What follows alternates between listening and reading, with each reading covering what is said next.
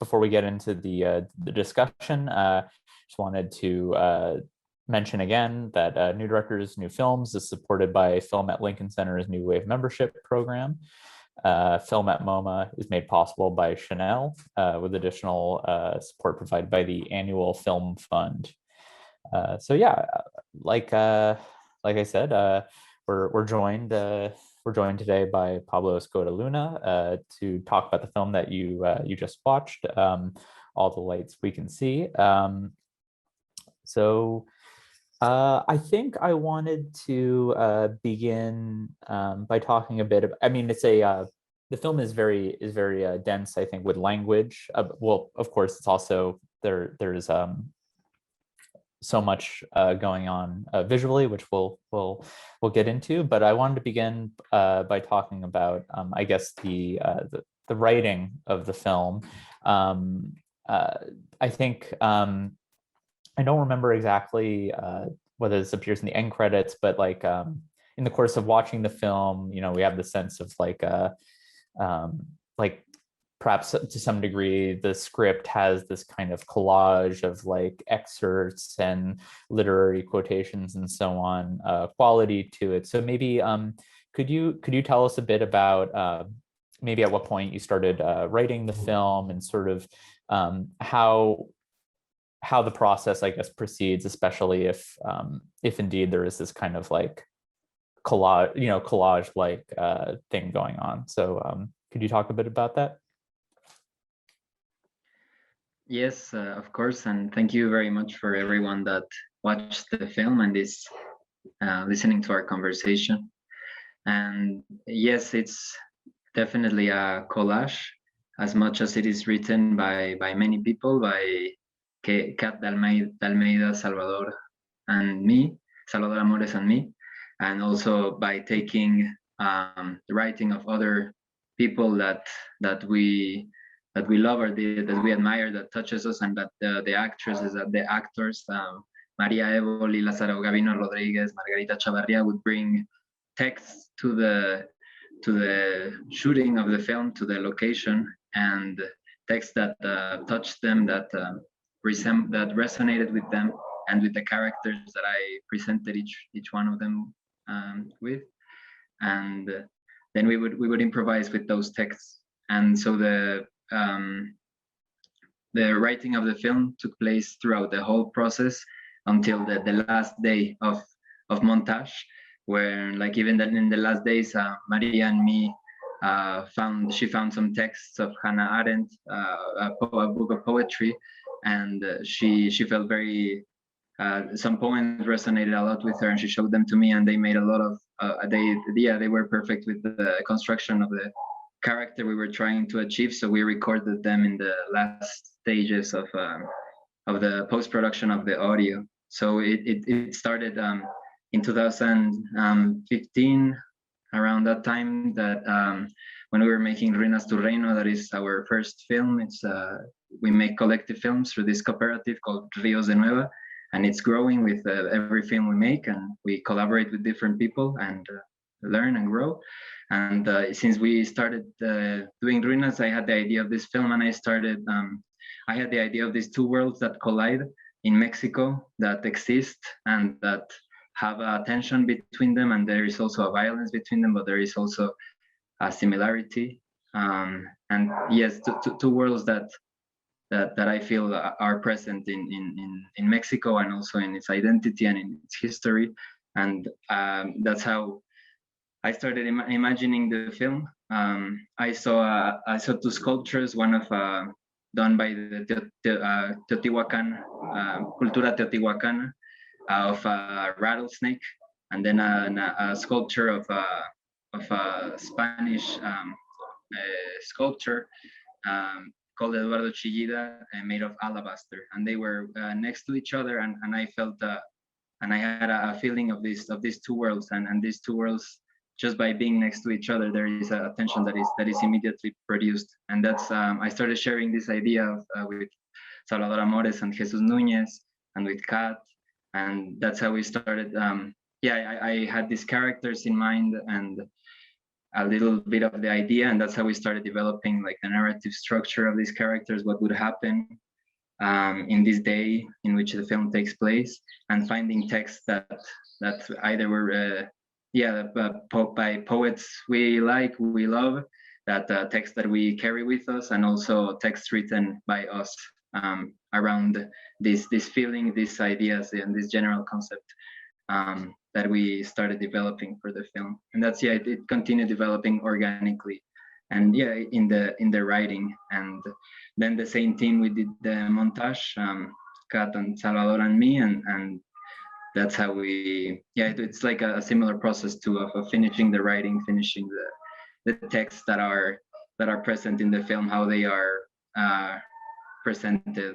And was the for you, was the I guess in receiving some like ideas for excerpts for texts to include in the film from other people who were working on the film, was there sort of this criteria of like that like, did you set parameters for them that it had to do with this tension you're describing, or maybe some of the other ideas that were on your mind for the film, or was it a bit more just kind of about the impact of that text, like on the person who was kind of bringing it to you?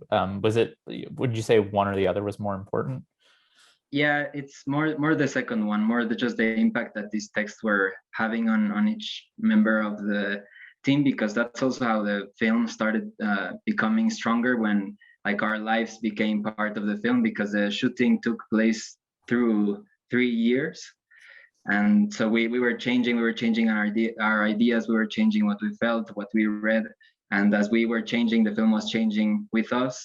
And then so it mattered more about the impact on each one, and or what they could express with this text than a previous criteria. And that's also why it's such a variety of texts, like of geographically and also historically. And it's a very particular collage in the end, I feel. But it's because of it's what more, and also because every character was given to the actresses and actors, and I feel also that the team as like their role in the film, or their several roles in the film, were given to them because of who I feel they are, what I think of them, what I know about them, and they're my closest friends, the closest people to me, and thinking who they are. So then what touched them, what made them feel something, what resonated with them also resonated with the character, also resonated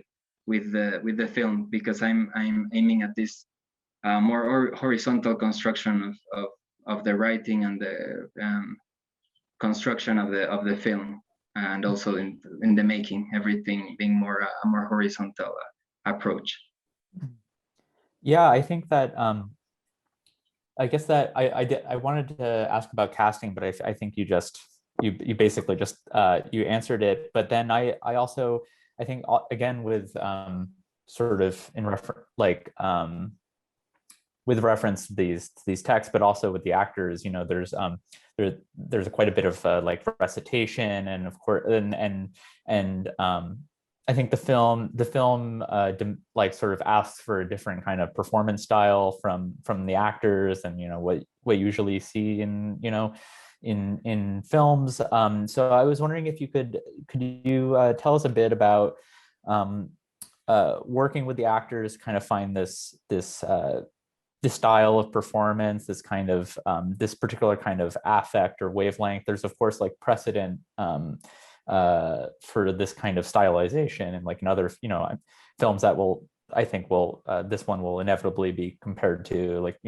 films I'm sure you like Strobouillet type work, this kind of thing. But could you tell us a bit about how you kind of located that that frequency for them to be on, considering how sort of unlike most cinema it is? Yes, I'm glad you asked about the casting, because it was an interesting moment. Because we already knew that this was the tone of the film, and what we were looking for, and also with these filmmakers like Strabouillet Cordeiro and Margarita Cordeiro and Antonio Reis, and these filmmakers that we really love and really inspired us. And so we knew this I like that you say wavelength that the film was going to be in. And so the casting was organized as just reading of texts and a presentation of each person. So for the women that came to the casting, we gave them Primero Sueño by Sor Juana Inés de la Cruz to read. And for the men, we gave them Melpomene by Arturo Capdevila to read.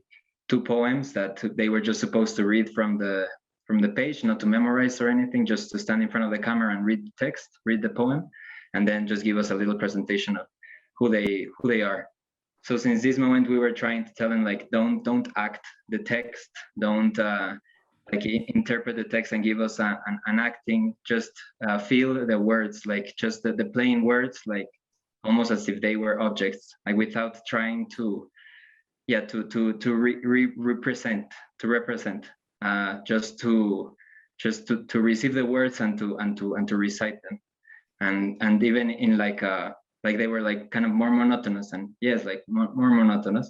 And then it was just kind of the words and a repetition of these poems, which is also something that worked a lot in how we made the film, in the repetition of these poems, like repeating them one time and the second time, so we don't like kind of avoiding because many of the poetry is like very romantic poetry and very it varies, but we were not trying to reproduce these same like archetypes of feelings and emotions and affects, but to try to find others through this juxtaposition of texts and people and feelings and concepts.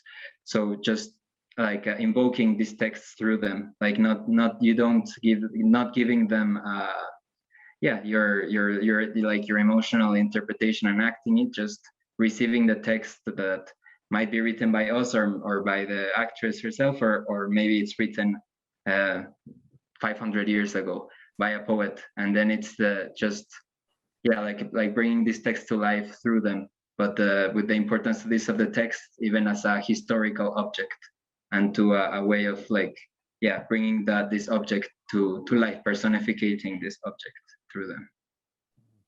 And I mean, throughout the film, one of the I think like one of the key, I guess, counterpoints to what's happening verbally and orally in the film is, of course, just the image.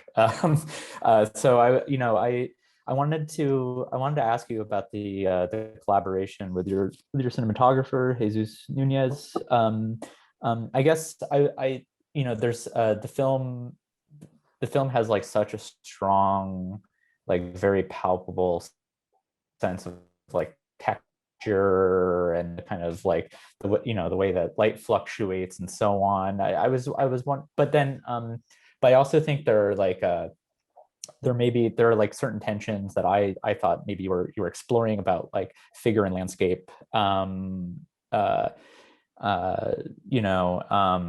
like very long shots combined with like very tight close-ups. I think this is where a lot of the texture comes through. Could you just tell us a bit about about the collaboration between you two, sort of maybe how some of the conversations on set proceed in terms of like trying to find that right balance between like long shot and close up, figure and landscape, texture and light, etc. Yes, of course. It's all the film was made through intuition, and also in the same way with the thing you asked me before, the tone of the actresses and actors, and in the same way with Jesus.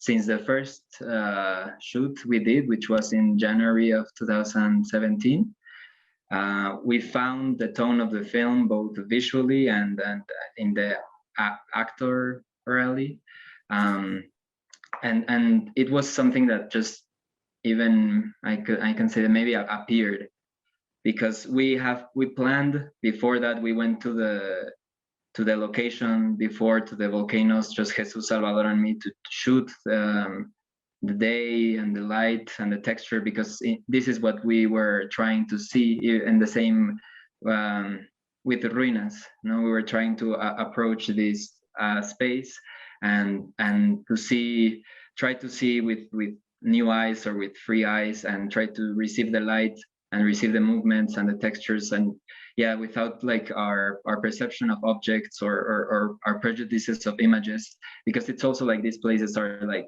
the postcards even of Mexico. So how to like not go there and not to reproduce a postcard, you know, to just be a postcard that is deeply ingrained in us, that we see everywhere in Mexico City, especially in the Valle de Mexico. It's everywhere, this myth, these volcanoes.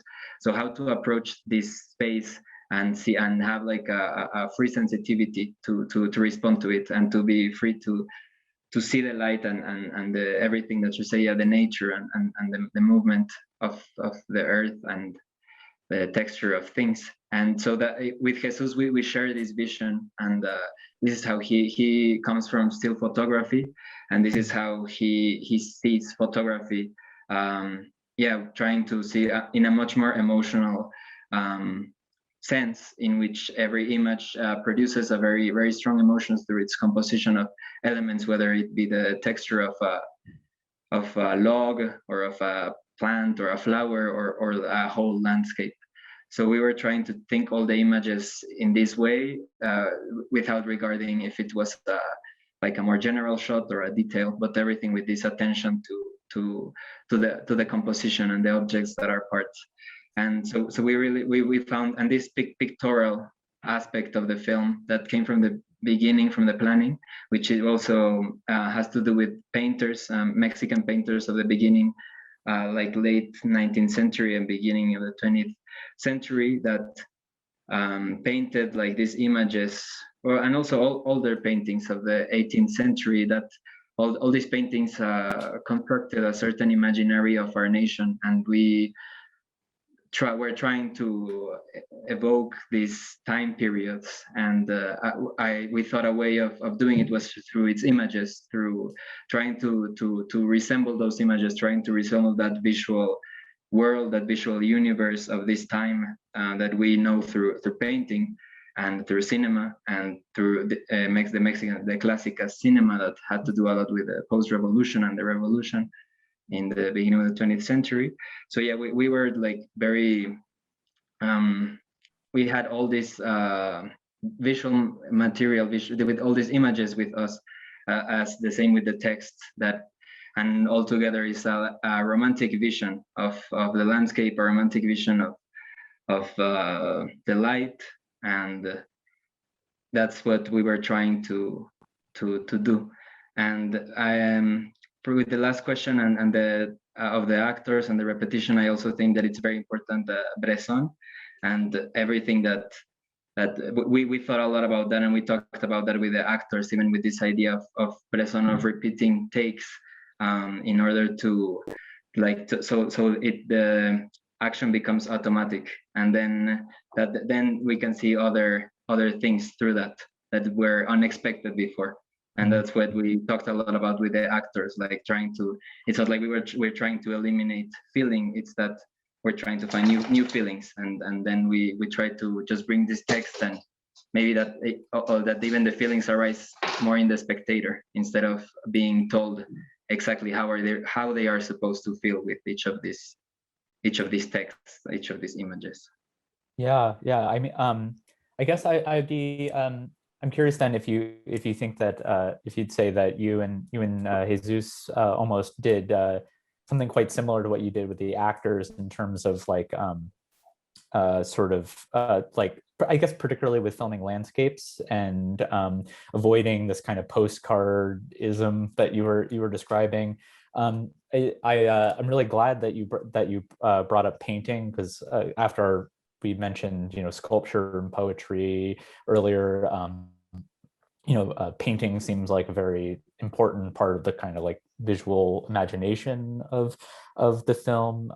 So was that all? Was it like mostly it was mostly 19th century like Mexican painting, would you say? Because there's also this Yeah, I think you mentioned it too, this kind of like romanticist sort of like vastness to a lot of imagery. You know, it's kind of like Caspar David Friedrich thing with some of the volcanic landscapes and so on. Which I mean as a compliment, by the way, I should say. But yeah, would you say that that you and Jesus kind of like approached it in much the same way that you and the actors approached the kind of the performance style?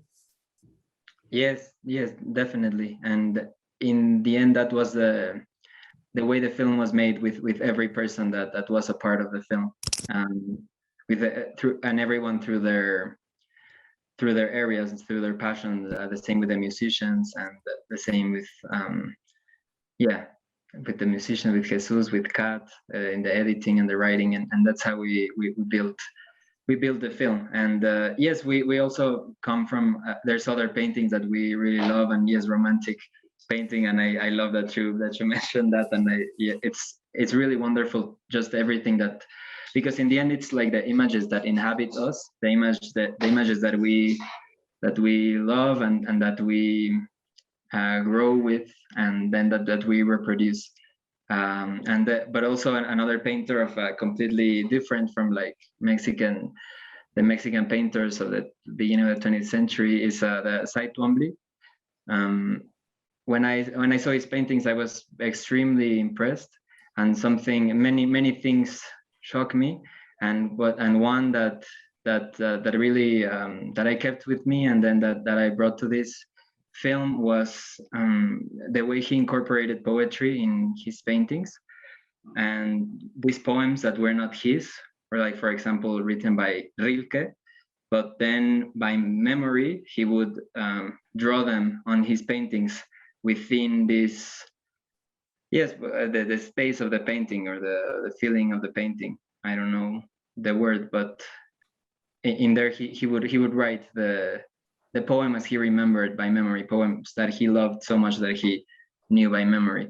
And I thought this was very beautiful, and very moving, and with the painting it was something very, very special. And I thought about that, and then to do the same with the poetry that we love, the poetry that, and in the same with these paintings of Twombly. It's like he's making a painting where there's a flower, a rose, and writes a poem, and writes a poem by Rilke about roses, that says something about roses. And then it's this like free association of the memory, free association of the spirit, and then how we come to these poems, and we can recite them, but through reciting them by memory. And this is also how in the end the dialogues of the film were built.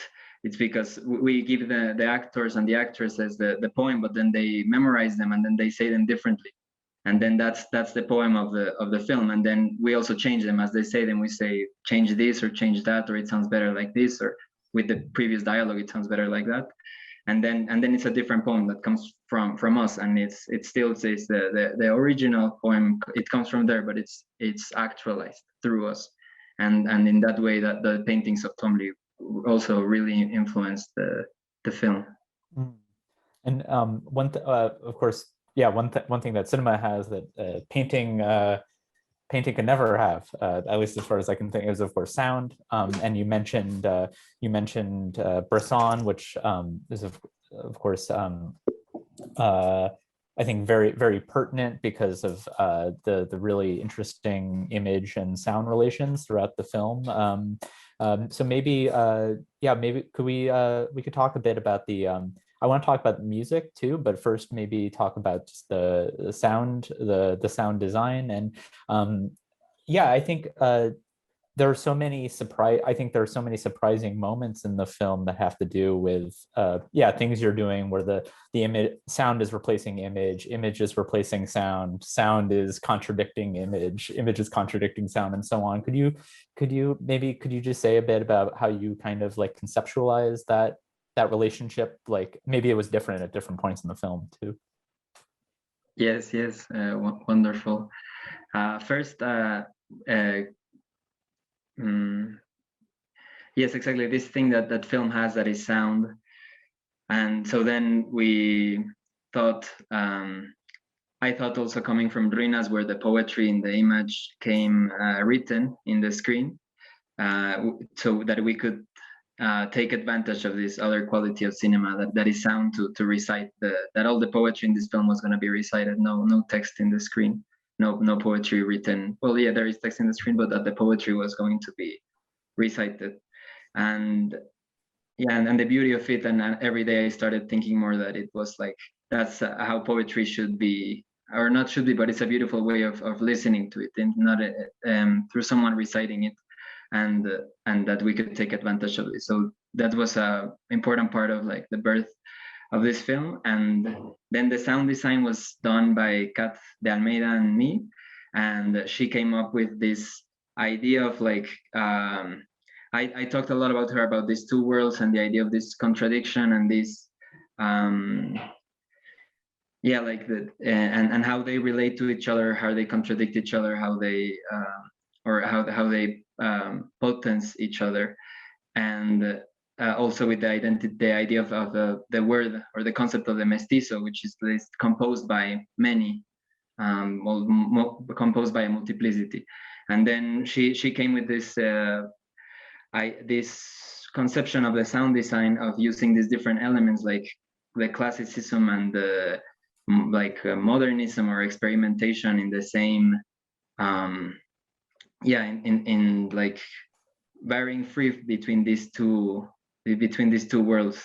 And also a very important part of the way the film was built was through the Baroque, like the idea of the Baroque that is very present in the Mexican art of all times, and then how this could be translated into sound, and through these different elements of sound that are present in the film, and exactly as you describe it, are contradicting each other. Is like a fight, even and sometimes it's not. It's and they become a unity, and then just this like dialectic, this variation between epochs and variation between textures and feelings. It was how we built the sound design. And we approached since the beginning of the design Concepcion Huerta, who's the musician that did most of she did all the electronic sound that appears throughout the film.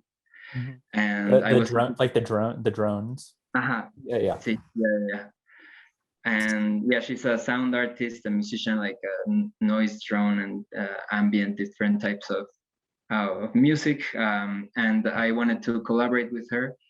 And since the beginning, yeah, Kat and me started thinking of how this film sound was going to be built between this poetry that was already there and the natural sounds that we were planning to build within the atmospheres of the scenes.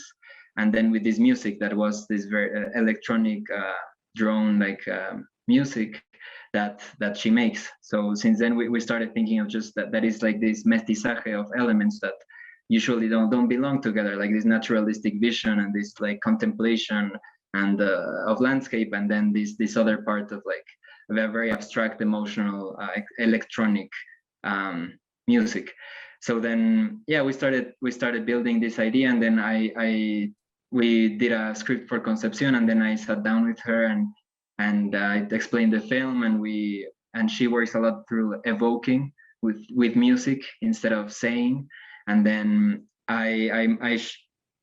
she took many of the concepts, many of the ideas and feelings that were in the film that I presented her with, and then she made pieces in individual pieces for each like feeling or concept. Like for example, she had a piece called Amorío, which means like love affair, and then another one called Fire. And these were like 6-7 minute pieces of experimentation by her, because she mostly does improvisation, like the live experimentation. She does everything in tapes too, and this was also very interesting for us with this idea of analog video analogo, and like this also working with like all the older techniques, and now even the tape is like an older technique. And we really like the texture, and so she did these pieces, and then from there she gave them to us, and then we started cutting them and putting them in different places of the film. Like with the love affair, we would put them in the love affair and see how it would work. But then with Kat, we were like, oh, maybe in this part that is not necessarily the love affair, but this part of the song of Concepcion is very, it works very well, even if it's like exactly producing this tension, like not necessarily telling us what the image tells us, but telling us something else or something contrary or contradictory. And we started building this like these different feelings that were brought up through this combination of elements, which is in the same way the film is built. Now these two worlds that you're jumping from one to the other. So then it's taking this to all the levels of the construction, and then with the birds too, that since the beginning we really wanted. Kat really loves Olivier Messiaen, and we listened a lot to his music, and so yeah, we were very interested in working with a lot of sounds of birds from Mexico, and that was like the other element, the natural element of the landscapes, like the ambience, and then the birds and the sounds of the animals, and then the distortion of this of the music, and then the last part to this collage, to this like tapiz, tejido, was the classical music, which is also like this very important part of the film, like the classicality, and even these romantic painters, the classic painters of Mexico, classical cinema, and then we also love classical music, and we listen to a lot of it, and Kat, she chose different pieces, like the piece by Strauss, the piece by Revueltas, all the pieces that appear in the film, or almost all of them, she chose them. And we started first, we did a collage with the sound that Concepcion gave us, and these pieces taking like from like old recordings that we like, putting them in the film and seeing how it worked. And we really love like this combination of elements with the voice, with the poetry, like creating like this sound collage with all these elements where every aspect has the same importance, without like creating a hierarchy of elements, but more like a mestizaje, like a multiplicity of elements that are interacting, and sometimes they are contradictory, or sometimes they are not. And then we did this maqueta, we did like this version. And then I talked with Gibrana Cervantes, who's the other musician of the film, and she has a group with Concepcion Huerta and Mabe Frati and Camille Mandoki, and she plays the violin, and Mabe plays the cello, and they also do, like, Gibrana is a classical musician, a violinist, but they also, like, she has also a metal band, and they do experimental music too. And so I started talking with her about the idea of making the music for the film, like doing these pieces that we wanted to use. Of course, not the Strauss, because it's an orchestra, but at the first we were thinking of doing it, and she put me in touch with one of the orchestra directors that she works with, and we started doing it. But then the pandemic started, and it was impossible.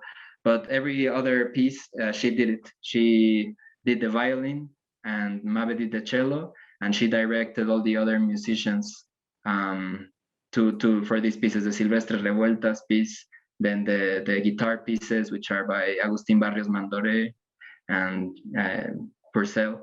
So yeah, she did all of them. And then between Mabe, Gibrana, and Concepcion, I asked them to do a song, an original song for the film, for the middle part, like with the sunset with the volcano.